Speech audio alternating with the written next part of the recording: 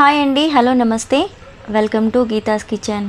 ఈరోజు ఈ వీడియో వచ్చేసి ఎగ్ తవా కర్రీ. ఈ ఎగ్ తవా కర్రీ అనేది మనం రెగ్యులర్గా చేసుకునే ఎగ్ బుర్జీ కంటే టేస్ట్ ఇంకా బాగుంటుంది.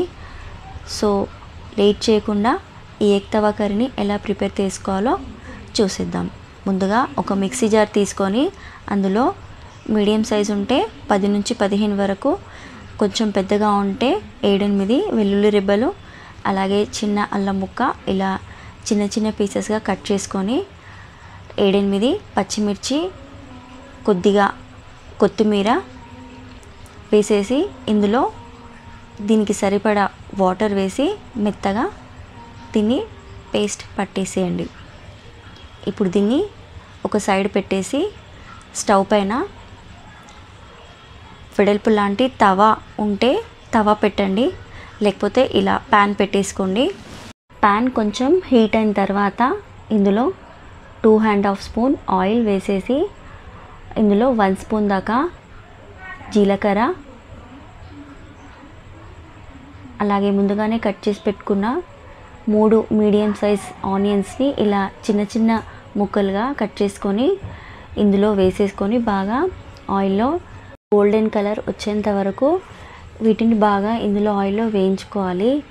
ఈ రెసిపీ వచ్చేసి టేస్ట్ చాలా బాగుంటుంది. సో వీడియోని ఎక్కడ స్కిప్ చేయకుండా చూసేయండి.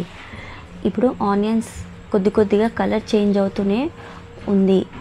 సో ఇలా మనము మినిమం ఒక 2-3 మినిట్స్ కొంచెం మంట హైలో పెట్టేసి వేయించుకున్నామంటే కొంచెం తొందరగానే అయిపోతుంది. ఇప్పుడు ఇందులో సన్నగా కట్ చేసి పెట్టుకున్న 2 పచ్చిమిర్చి వేయించుకోవాలి. ఆల్రెడీ మనము పచ్చిమిర్చి మనం పేస్ట్లో వేసుకున్నాం కాబట్టి 2 అయితే సరిపోతుంది. ఇప్పుడు ఇలా కొంచెం కలర్ చేంజ్ అయిన తర్వాత ఇందాక మనం పేస్ట్ చేసి పెట్టుకున్న కొత్తిమీర పేస్ట్ని ఇందులో వేసేసుకోవాలి. ఈ కొత్తిమీర పేస్ట్లో కూడా పచ్చివాసన, వాటర్ అంతా పోయేంత వరకు దీన్ని కూడా బాగా వేయించేసుకోవాలి.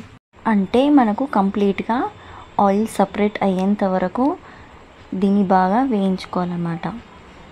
సో ఇది ఇలా ఆయిల్ కొంచెం సపరేట్ అయిన తర్వాత ఇందులో కొద్దిగా వాటర్ వేసేసి ఇది ఒక్కసారి ఇలా కలిపేసిన తర్వాత 1 స్పూన్ దాకా కారం, మనం ఆల్రెడీ పచ్చిమిర్చి పేస్ట్లో వేసేసాం కాబట్టి కారం 1 స్పూన్ సరిపోతుంది. ఇప్పుడు ఇందులో 1 స్పూన్ దాకా పసుపు, వీటిని కూడా ఒక 2 నిమిషాల పాటు కలిపేసి ఇప్పుడు ఇందులో 1 స్పూన్ దాకా ధనియాల పౌడర్ వేసేసుకొని 7-8 వెల్లుల్లి రెబ్బలు ఇందులో వేసేసుకోవాలి. వెల్లుల్లి ఇందులో డైరెక్ట్గా వేయడం వల్ల టేస్ట్ అనేది డబల్ అవుతుంది. సో ఇది కంపల్సరీ వేసుకొని ఒక 2 నిమిషాల పాటు ఇది కూడా ఆయిల్లోనే వేయించుకోవాలి.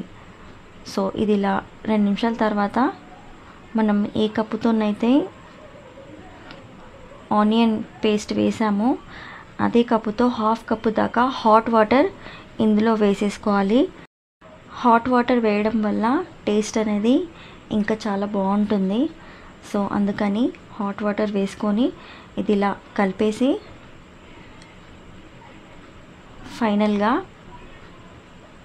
అరముక్క నిమ్మరసాన్ని ఇది ఇలా పిండేసి జస్ట్ ఒక్క నిమిషం పాటు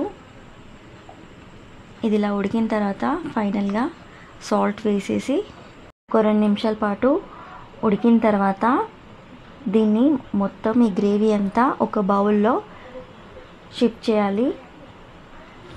ఇప్పుడు ఇదే ప్యాన్లో 1 స్పూన్ దాకా ఆయిల్ వేసేసి నేను ముందుగానే బాయిల్ చేసి పెట్టుకున్న ఎగ్స్ని ఇందులో ఇలా రౌండ్గా చేసుకున్నాను. ఈ ఎగ్స్ మొత్తం ఒక 5 తీసుకున్నాను. మీకు కావాలి అనుకుంటే ఇంకా ఎక్కువ కూడా వేసుకోవచ్చు.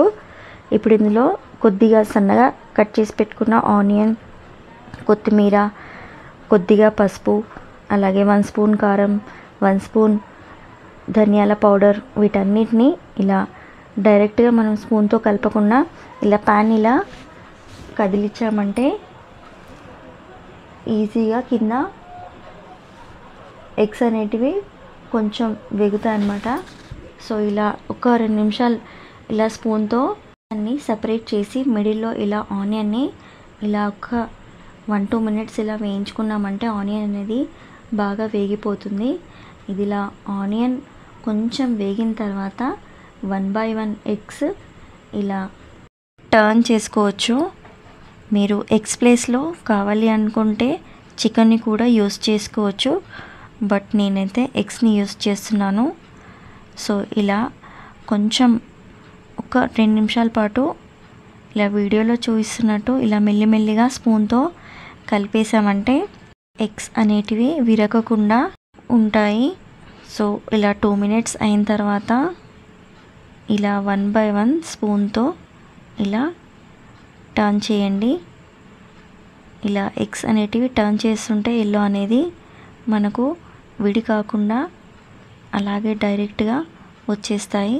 సో వీటిపైన కొద్దిగా చిటికెడు కారం వేసి మనం తీసి పెట్టిన ఆనియన్ గార్లిక్ గ్రేవీని ఇందులో వేసేసుకోవాలి. ఈ గ్రేవీ వేసిన తర్వాత స్టవ్ అనేది లో ఫ్లేమ్ మీద పెట్టేసి ఒక 2 నిమిషాల పాటు ఈ గ్రేవీని బాగా కొద్దిగా చిక్కబడనివ్వాలి. ఈ గ్రేవీని మనము చపాతీస్లో కానీ రైస్లో కానీ లేక జొన్న రొట్టెలో కానీ తింటే టేస్ట్ చాలా బాగుంటుంది.